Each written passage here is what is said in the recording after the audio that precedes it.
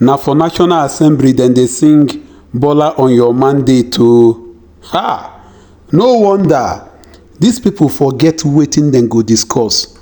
Wetin dem begin discuss this week na how to change the national anthem. Somebody for inside that place dey talk say if they change the national anthem, say the hardship wey dey worry this country go stop. Kai! How we carry select these people, abi appoint, abi bring these people to power?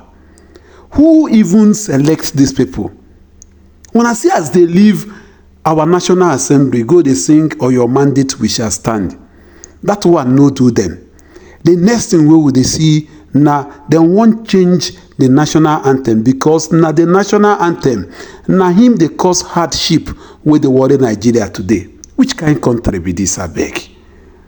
How I carry enter this country? God, Baba God. People dey die of starvation. Hunger dey waka for every street wey dey inside Nigeria. Abject poverty everywhere. People no see portable water to drink. If you enter market today, one mudu of garri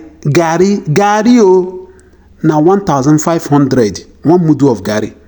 One mudu of local rice wey dem go put one mudu, come add 1 cup of sand, na 2,000 naira today.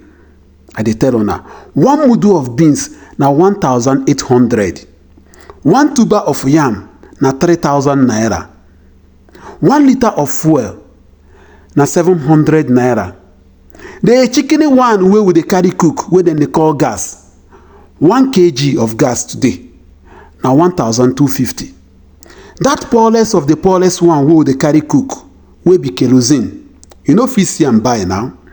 Kerosene don even cost. Dey more scarce pass gas and fuel. Kerosene, that one wey poor man dey use, e dey very scarce for my country today. If you see am, na 1,500 naira per litre. Cool. Where are we heading to in this country? I dey hear say dollar don enter 1.5. May God help us. Poor man no fit see food eat. Go inside market today, you go see somebody well dressed. He go dey follow you. You go think say na something he wan tell you. Na make you help am with food. Somebody wey dress well the other day enter market, dey beg for 1 mudu of rice wey him and him family go chop.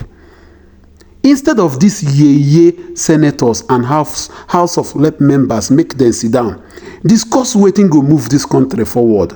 Discuss how to stop the poverty, the hardship wey dey ravage this country. Then dey there dey debate on national anthem. Una get luck say I no carry koboko. I for wire all of una. That 360 wey dey House of Representatives, all of una, including una speaker, I for wire on a 500 stroke per person. The 109 wey dey Senate, una for receive 1,000 strokes of cane. Since una no know wetin una go discuss, enter street today, you go see poverty, abject poverty, carry cerebrals dey waka. Abject poverty, people dey die, frustration.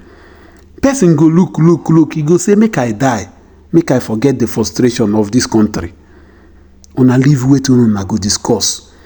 Una leave better thing wey una go discuss. Just the other day, I just dey see for news say dem subsidize Hajj wey be something wey be free will something. Dem subsidize am with 90 billion.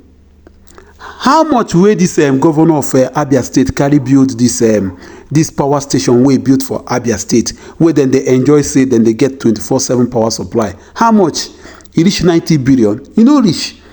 But na 90 billion una carry subsidize Hajj. Student hostel, how much una pay for student hostel? Car park for National Assembly, how much e be? Oh my God, una get luck, oh, kai. Where I keep my koboko. One day I go carry my koboko enter National Assembly. Every senator go receive 1,000 strokes of koboko. Every House of Rep member go receive 500 strokes of cane because una no get sense. Una don't forget why we, now me, for the first time I vote for this country. I voted for one of una for this country. Una carry my vote, just they misbehave. Una carry my mandate, they sing, or your mandate we shall stand. Una carry my mandate, they discuss on how to promote the national anthem. We don't dey them burn some of una. Una no see wetin una go discuss again. Now how to change national anthem. Oh, una get luck. Make una no vex. 2027 they come. If you no show us your scorecard, if you no tell us where we go verify, maybe for Zamfara, or maybe for Ondo State, or maybe for Enugu State, or maybe for Delta State, if you no show us where we go verify, wetin you do for the people after your 4 years, you go vomit that money wey dem pay you for 4 years before we go give you 1,000 strokes of cane. I dey vex. Which kind country be this? Now we dey make ourselves people wey dem elect, make them change the faces of this country, make everybody dey happy. Come dey talk something else. Now we dey cause all these things. Now we. I don't know how this national anthem even affect the well-being of the common man in Nigeria. Let's be realistic. How this one will support the government to stop either hunger, banditry, or improve insecurity.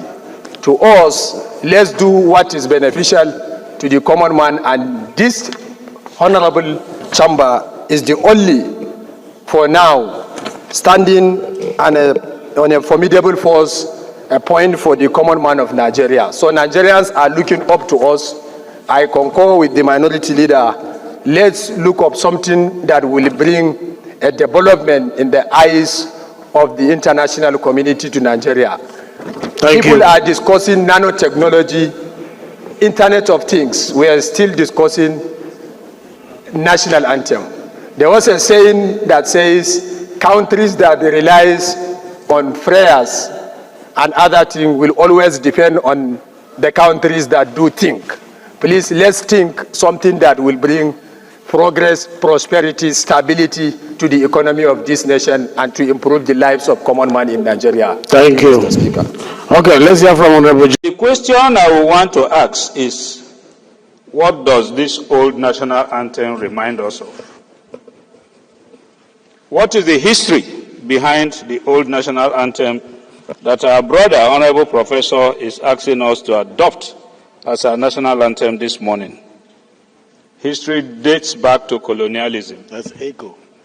And why did we go for a new national anthem? Because we wanted to lose ourselves from that colonial tie.